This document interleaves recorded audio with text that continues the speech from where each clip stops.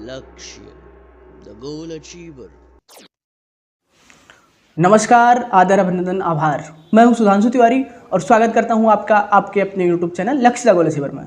आज मैं जो सेशन आपके लिए लेके आया हूं बहुत महत्वपूर्ण सेशन है। आज हम इस बात करेंगे शिक्षण अधिगम के सिद्धांत। ये जो विषय होता है डीएलएड के फर्स्ट सेमेस्टर का, देखिए डीएलएड में कुल मिला के 8 सब्जेक्ट होते हैं फर्स्ट सेमेस्टर में, जिसमें 2 सब्जेक्ट, एक बाल विकास और एक 2 है शिक्षण अधिगम के सिद्धांत। ये बहुत महत्वपूर्ण विषय माने जाते हैं।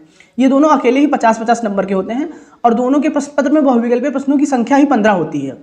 तो इस हिसाब से दोनों विषय बहुत महत्वपूर्ण है। तो बाल विकास का जो विकल्पीय का सेशन है उसको मैं चैनल पर करा चुका हूं। जिन लोगों ने वो वीडियो नहीं देखा है, डिस्क्रिप्शन में लिंक है, जाके देख लीजिए। और आज हम बात करेंगे 2018 का जो प्रश्न पत्र आया था शिक्षण अधिगम का, उसमें जितने भी बहुविकल्पीय प्रश्न आए थे उनका एक बेहतरीन हल जानेंगे, जिससे कि आपकी तैयारी निश्चित रूप से बेहतर हो पाएगी। सेशन को शुरू करते हैं। उससे पहले जो लोग चैनल पर नए हैं, चैनल को सब्सक्राइब कर लेंगे और बेल आइकन को प्रेस कर लेंगे। देखिए, मैंने आपसे कहा था चैनल को सपोर्ट करिए। आप लोग वीडियो तो देख लेते हैं लेकिन चैनल को सब्सक्राइब नहीं करते हैं। अगर आपने सब्सक्राइब कर लिया है तो चैनल को शेयर कर दीजिए, जिससे कि और लोग चैनल से जुड़ पाएं और सबको जानकारी सब तक पहुंचे। तो चलिए बिना समय का शुरू करते हैं आज का सेशन। आज हम बात करेंगे जो है शिक्षण अधिगम के सिद्धांत का जो पेपर हुआ था 2018 का, उसमें जितने भी प्रश्न पत्र आए थे उसमें बहुविकल्पीय प्रश्नों को जानते हैं। चलिए, पहला क्वेश्चन है आपका आपके स्क्रीन पर। देखिए, 2 घंटे का पेपर होता है, पूर्णांक होते हैं 50 आपके, और पहले 15 क्वेश्चन होते हैं बहुविकल्पीय के। ये 15 क्वेश्चन होते हैं बहुविकल्पीय केवल 2 प्रश्न पत्र के लिए, आपका जो है शिक्षण अधिगम के सिद्धांत और बाल विकास। बाकी के सभी जो होते हैं वो 25 नंबर के होते हैं, उसमें केवल 5 प्रश्न ही बहुविकल्पीय होते हैं। चलिए पहले क्वेश्चन के बारे में जानते हैं। पहला क्वेश्चन है आपका शिक्षण अधिगम का सिद्धांत नहीं है। क्वेश्चन है शिक्षण अधिगम का सिद्धांत नहीं है। आपके ऑप्शन है क्रियाशीलता का सिद्धांत, प्रेरणा का सिद्धांत, रुचि का सिद्धांत या प्रयोगात्मक कार्य प्रविधि का सिद्धांत। तो इसमें जो आपका सही ऑप्शन होगा शिक्षण अधिगम का सिद्धांत नहीं है। देखिए, अगर आपने वो पढ़ा होगा तो क्रियाशीलता का सिद्धांत ये भी शिक्षण अधिगम का सिद्धांत है, प्रेरणा का सिद्धांत ये भी शिक्षण अधिगम का सिद्धांत है, रुचि का सिद्धांत ये भी शिक्षण अधिगम का सिद्धांत है, लेकिन जो प्रयोगात्मक कार्य प्रविधि है ये शिक्षण अधिगम का सिद्धांत नहीं है। तो यही आपका जवाब होगा। अगले क्वेश्चन पर मूव करते हैं। अगला क्वेश्चन जो आपका है संप्रेषण के घटक हैं। तो आप लोग जानते हैं संप्रेषण के मुख्य रूप से 3 ही घटक होते हैं, प्रेषक, संदेश, ग्राही, और इसमें से उपयुक्त सभी।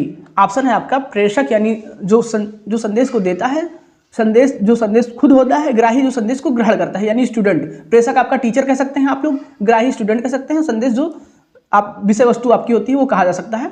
तो इसमें जो आपका ऑप्शन होगा संप्रेषण के मुख्य रूप से 3 घटक होते हैं, तो ये तीनों ही सही हैं, इसलिए आपका उपयुक्त सभी सही होंगे। संप्रेषण के 3 घटक होते हैं, उपयुक्त सभी। अगले क्वेश्चन पर मूव करते हैं। तीसरा क्वेश्चन है शब्ददृश्य सामग्री नहीं है। यानी शब्ददृश्य का मतलब होता है जिसको सुना भी जा सके और जिसको देखा भी जा सके। तो आपका पहला ऑप्शन है रेडियो, दूसरा है चलचित्र, तीसरा है टेलीविजन और चौथा है कंप्यूटर। तो देखिए, अगर आप इन सभी के बारे में जानते हैं, रेडियो से आप केवल सुन सकते हैं, चलचित्र से आप सुन और देख दोनों सकते हैं, टेलीविजन भी उसमें सुनाई भी देता है, दिखाई भी देता है, और कंप्यूटर में भी सुन और देख दोनों सकते हैं। लेकिन इसमें कहा गया क्वेश्चन में श्रव्य दृश्य सामग्री नहीं है। क्वेश्चन आप लोग ध्यान से पढ़ेंगे, क्योंकि कई बार ऐसा होता है कि आप लोग को जवाब आते हुए भी आप लोग गलत टिक कर देते हैं। तो क्वेश्चन को बड़ी सावधानी से आपको पढ़ना है। श्रव्य दृश्य सामग्री जो नहीं है ये आपका रेडियो है, क्योंकि रेडियो में आप केवल सुन सकते हैं, देख नहीं सकते हैं।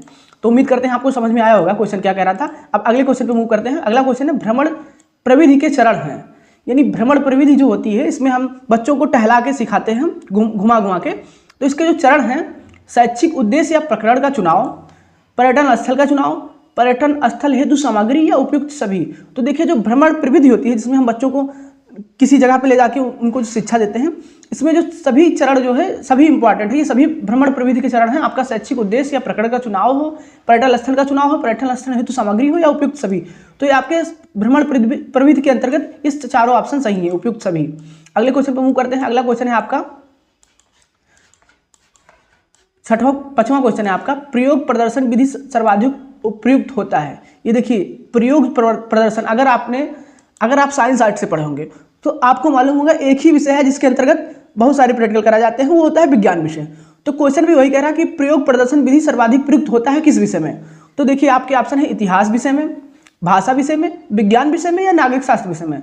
तो विज्ञान विषय में जो है प्रयोग प्रदर्शन विधि यानी चीजें हमें करके दिखाई जाती हैं कि ये ऐसे होता है। कोई भी रिएक्शन आपका हो गया, मान लीजिए केमिस्ट्री में हो रहा है, फिजिक्स में हो रहा है, तो यहाँ पे प्रैक्टिकल ज़्यादा होते हैं। अब आगे बढ़ते हैं अगले क्वेश्चन पे। 6वां क्वेश्चन आपका कह रहा है पाठ के प्रमुख तथ्यों को बार बार दोहराना किस शिक्षण सिद्धांत के अंतर्गत आता है। आपके ऑप्शन है प्रेरणा का सिद्धांत, नियोजन का सिद्धांत, चयन का सिद्धांत या आवृत्ति का सिद्धांत।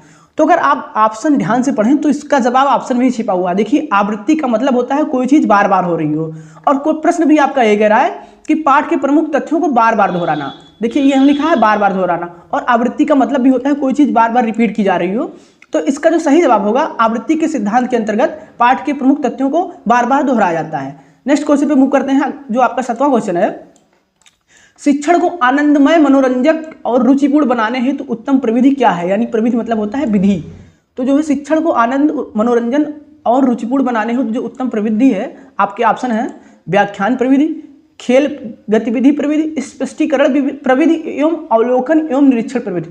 तो देखिए अगर हमें शिक्षण को जो है मनोरंजन बनाना है, तो देखिए बच्चों को जो है शिक्षा जब दी जाती है तो बच्चों को खेल पसंद होता है सबसे ज़्यादा। व्याख्यान प्रविधि आपका ऑप्शन नहीं होगा, और स्पष्टीकरण भी नहीं होगा, अवलोकन एवं निरीक्षण भी नहीं होगा। जो खेल प्रविधि दूसरा ऑप्शन आपका है, यही ऑप्शन आपका सही होगा, खेल प्रविधि। अगर शिक्षक को हमें मनोरंजन पूर्ण बनाना है तो खेल प्रविधि में हमें ध्यान देना होगा। आगे बढ़ते हैं, 8वां क्वेश्चन है आपका, शिक्षण प्रविधियों के प्रकार है। जो शिक्षण प्रविधियों के प्रकार हैं कौन कौन से हैं, आपको जवाब देना है। ऑप्शन है आपके प्रश्नोत्तर, दूसरा वर्णन, तीसरा कहानी कथन, या चौथा उपयुक्त सभी। तो जितनी भी शिक्षण प्रविधियां हैं, ये इनमें जितनी भी प्रविधियां दी हुई हैं सभी शिक्षण प्रविधियों के प्रकार हैं। तो आपका जो जवाब होगा उपयुक्त सभी यानी चौथा सही होगा। नेक्स्ट क्वेश्चन पे मूव करते हैं। 9वां क्वेश्चन है, शिक्षण का सूत्र नहीं है। आपके ऑप्शन है ज्ञात से अज्ञात की ओर, पूर्ण से अंश की ओर, स्थूल से सूक्ष्म की ओर, या प्रेरणा का सिद्धांत। तो जो शिक्षण के सूत्र हैं आपके, ये ज्ञात से अज्ञात की ओर ये भी शिक्षण का सूत्र है, पूर्ण से अंश की ओर ये भी शिक्षण का सूत्र है, और स्थूल से सूक्ष्म की ओर ये भी शिक्षण का सूत्र है। लेकिन प्रश्न ध्यान से पढ़िएगा, ये कह रहा है नहीं है। अगर आप प्रश्न ध्यान से पढ़ें तो कह रहा है नहीं है, तो इसमें से जो नहीं है वो आपका प्रेरणा का सिद्धांत, ये शिक्षण का सूत्र नहीं है, और यही इसका जवाब होगा। उम्मीद करते हैं आपको जवाब मालूम हो गया। अब अगला क्वेश्चन है शिक्षण। तो जो प्रश्न कह रहा है शिक्षण को पूर्व ज्ञान पर ही हमें नए ज्ञान का आधारित करना चाहिए, यानी जो बच्चों के पास पहले से जानकारी है उसी के आधार पर हमें नई जानकारी देनी चाहिए। तो इस हिसाब से हम, जो पहला ऑप्शन है आपका ज्ञात से अज्ञात की ओर, यानी बच्चों को जो मालूम है उसी के आधार पर हम उनको जानकारी दें जो उनको नहीं मालूम है, तो यही शिक्षण सूत्र की ओर संकेत करता है, यानी ज्ञात से अज्ञात की ओर पहला जवाब आपका सही होगा। अगले क्वेश्चन पर मूव करते हैं। अगला क्वेश्चन है 11वां क्वेश्चन, सहयोग की भावना का विकास संभव है। ध्यान दीजिएगा आप लोग, सहयोग की भावना का जो विकास होता है इसमें से कौन से ऑप्शन में आपका सही होगा सहयोग की भावना का विकास। 11वां क्वेश्चन है आपका, सहयोग की भावना का विकास संभव है। आपके ऑप्शन है समूह कार्य से, वाद विवाद से, प्रश्नोत्तर से, या सहायक सामग्री से। तो देखिए आपके जो ऑप्शन है समूह कार्य से, वाद विवाद से, प्रश्नोत्तर से, सहायक सामग्री से। तो अगर आप ध्यान से देखें तो ये जो चारों ऑप्शन है, सहयोग की भावना मुख्य रूप से अगर हम कोई कार्य समूह में कर रहे हैं, ग्रुप में कर रहे हैं, तो जाहिर सी बात है एक दूसरे का मदद करते हुए हम कोई टारगेट मिलता है समूह में हमें, तो एक दूसरे की मदद करते हुए उस टारगेट को हम अचीव करते हैं। तो सहयोग की भावना जो संभव होती है वो समूह कार्य में ही संभव होती है। उम्मीद करते हैं आपको समझ में आया होगा। अब अगले क्वेश्चन पे बढ़ते हैं। बच्चे में कल्पना शक्ति का विकास किया जाता है। ध्यान दीजिएगा, क्वेश्चन इंपॉर्टेंट है, ये 2017 में पूछा गया, 19 में भी पूछा गया है। बच्चे में जो कल्पना शक्ति होती है इसका विकास जो है कहानी द्वारा, समूह कार्य द्वारा, प्रश्नोत्तर द्वारा, या व्याख्यान द्वारा। बच्चे में कल्पना शक्ति का विकास किसके द्वारा किया जा सकता है? तो ध्यान दीजिए आप लोग, जो ये कहानी होती है, बच्चों को कहानियां सुनना बहुत पसंद है।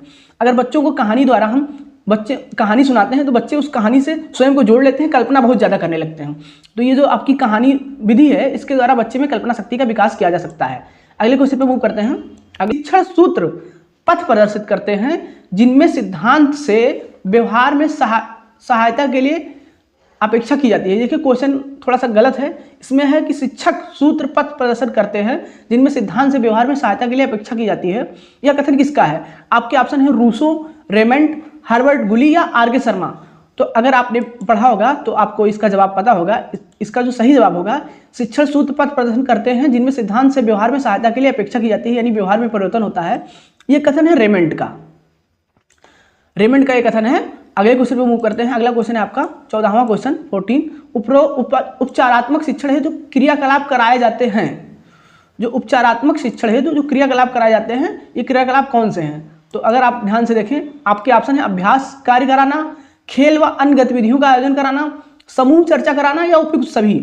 तो अगर उपचारात्मक शिक्षण यानी किसी चीज का हमें उसका हल निकालना है, उस शिक्षण की बात करें हम, तो अभ्यास कार्य कराना, खेल व अन्य गतिविधियों का आयोजन कराना, समूह चर्चा कराना, या उपयुक्त सभी। तो उपचारात्मक शिक्षण है तो ये सभी कार्य महत्वपूर्ण होते हैं, ये तीनों कार्य। तो इसका जो सही जवाब होगा उपयुक्त सभी, यानी चौथा ऑप्शन आपका सही होगा। उपचारात्मक शिक्षण है ये सभी क्रियाकलाप कराए जाते हैं। अब अगले क्वेश्चन पे मूव करते हैं। 15वां क्वेश्चन है जो लास्ट बहुविकल्पीय प्रश्न होता है, प्रभावी संप्रेषण की प्रक्रिया होती है। आपका ऑप्शन है एक पक्षीय, द्विपक्षीय, एक पक्षीय और द्विपक्षीय तथा दोनों या उपयुक्त में से कोई नहीं। तो देखिए जो प्रभावी संप्रेषण की प्रक्रिया होती है उसमें दो पक्ष यानी विद्यार्थी और टीचर दोनों का सक्रिय रहना बहुत जरूरी है। प्रभावी संप्रेषण की प्रक्रिया में यही मुख्य रूप से दो पक्ष होते हैं। तो अगर इसका बात किया जाए कि एक पक्षीय होती है कि द्विपक्षीय होती है या एक और द्विपक्षीय दोनों होती है, इनमें से कोई नहीं। तो जो प्रभावी संप्रेषण की प्रक्रिया होती है उसमें दो पक्षीय होती है, टीचर और विद्यार्थी दोनों का जो है एक्टिव रहना जरूरी है। तो आज के सेशन में इतना ही, 15 क्वेश्चन हम लोगों ने बहुविकल्पीय करा। अब अति लघु उत्तरीय के लिए हम आपके लिए अगला सेशन लाएंगे, तब तक के लिए धन्यवाद।